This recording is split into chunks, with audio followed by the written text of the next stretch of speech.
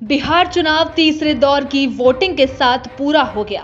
इसके साथ ही कई एजेंसियों ने एग्जिट पोल के नतीजे सामने रख दिए। एग्जिट पोल ने 15 साल तक सत्ता में रही नीतीश सरकार के बेदखल होने की भविष्यवाणी कर दी है।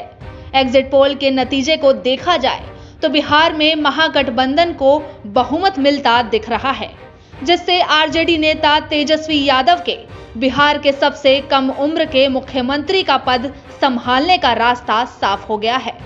चलिए जानते हैं, अगर एग्जिट पोल के आंकड़े 10 नवंबर को सच हो जाते हैं तो कैसे लालू के लाल तेजस्वी सीएम नीतीश पर भारी पड़ेंगे।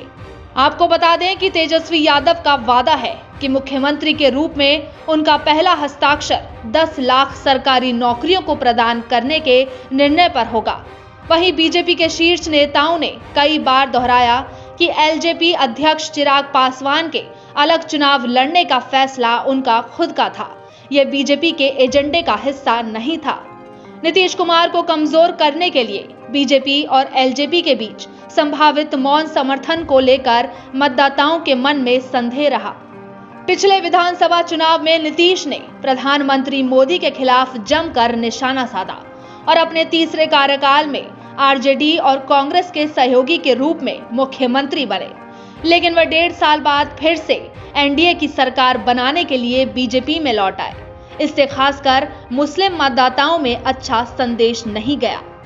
जब मार्च में देशव्यापी लॉकडाउन लागू किया गया तो नीतीश ने बिहारी प्रवासियों को महामारी के कारण उस जगह को न छोड़ने की सलाह दी जहां वो काम कर रहे थे।